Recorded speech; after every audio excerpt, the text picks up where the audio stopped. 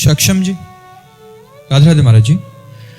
गुरुदेव भगवान, नाम जाप की कितनी संख्या के पश्चात वो स्थिति आ जाती है कि मन में कोई प्रश्न ही ना रह जाए? इसका निर्णय नहीं किया जा सकता, क्योंकि नाम जाप आप कितनी भावना से करते हैं। अगर आर्त और दैन्य होकर के प्रेम में भरकर पुकारा जाए तो एक नाम से भगवान का प्रादुर्भाव हो जाएगा।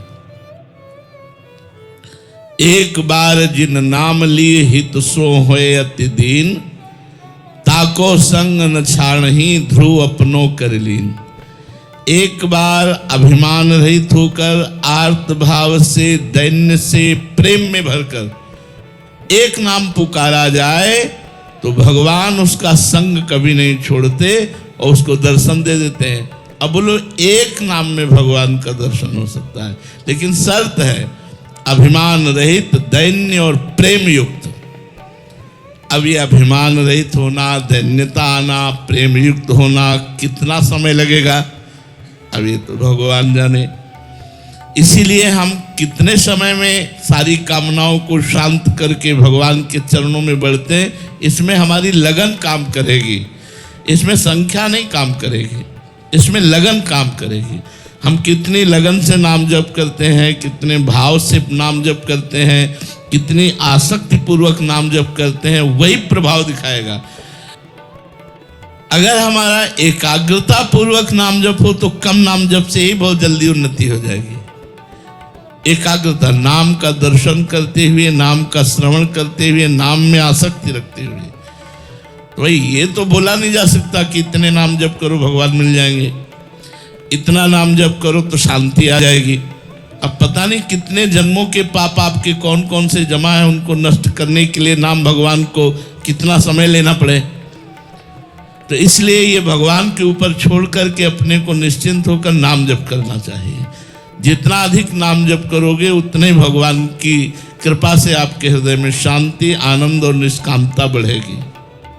दशरथ जी, महाराष्ट्र से, राधे राधे महाराज जी।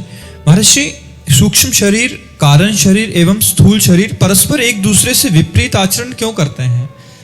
अंदर कुछ सोच रहे हैं, बाहर आचरण में ऐसा भाव शायद है महाराज जी। नहीं, ऐसा हो ही नहीं सकता, ऐसा नहीं हो सकता।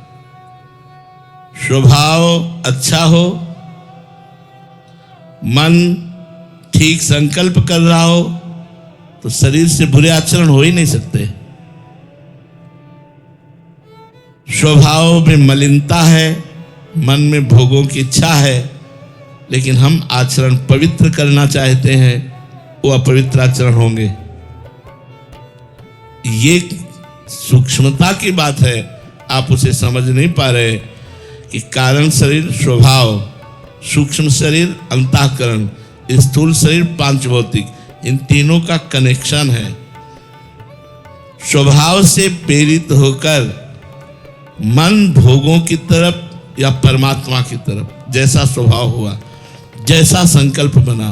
अब गलत संकल्प बना तो हमारा जो बौद्धिक निर्णय है वो कहता तो है, उसमें दो विभाग है, एक सुमति एक कुमति। तो सुमति कहती तुम गलत हो आचरण करने जा रहे हो, तो कुमति कहती कोई बात नहीं है, और वो सहयोग कर देती है मन को। और जहां मन को सहयोग हुआ तभी शरीर में हलचल होती है। शरीर की क्रिया बिना मन के नहीं होती, ध्यान रखना। जैसे एक मच्छर काटा, अब अंदर सूचना दी गई, त्वगेंद्री ने मन को, ये सब सेकंड में होता है, त्वगेंद्री ने मन को सूचना दी कुछ यहां है, बुद्धि ने निर्णय किया हाँ है, बुद्धि ने मन को आदेश किया, मन ने इस त्वगेंद्री में क्या हुआ इस जानकारी के लिए कर्मेंद्री, हस्तेंद्री को आदेश किया, वो तुरंत वहां गई, मसल दिया। मसलते समय त्वगेंद्री के स्पर्श से अनुभव हुआ अच्छा मच्छर था। तो त्वगेंद्री में, हस्तेंद्री में, स्थूल शरीर में जो क्रिया हुई उसका कारण क्या था? सूक्ष्म शरीर। सूक्ष्म शरीर में जो क्रिया हुई उस स्वभाव के अंतर्गत हुई। यदि साधु स्वभाव का है तो धीरे से देखेगा कोई जीव तो नहीं है, और अगर राजसिक तामसिक स्वभाव मसल दिया, अब वो चींटी है या मच्छर, वो मर गया, साधु स्वभाव का है, धीरे से देखेगा कोई जीव तो नहीं, हाँ जीव है तो उसे पकड़ के हटा कर। स्वभाव से प्रेरित सूक्ष्म शरीर से प्रेरित स्थूल शरीर, क्रियाएं वही होती हैं जो हमारे मन में संकल्प बनता है, मन वैसा ही संकल्प बनता है जैसा स्वभाव होता है। इसलिए ये बात आप कैसे सिद्ध कर सकते हैं कि तीनों में विपरीत कार्य हो रहे हैं? जी ऐसा भाव हो सकता है कि अंदर से हम भजन भक्ति मार्ग पे नहीं चल रहे, पर बाहर दिखावा कर रहे हैं, बट अंदर का वो तो पाखंड है, वो पाखंड है, तो उसकी बुद्धि अशुद्ध है, उसका स्वभाव अशुद्ध है, तीनों के कारण वो पाखंड को स्वीकार किए हुए। विपरीत कहां हो सकता है?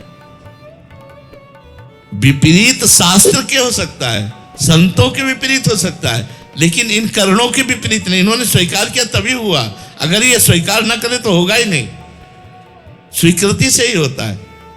अब वो अंतर्मुख ज्यादा नहीं है, इसलिए वो इस बात को समझ नहीं पा रहे हैं।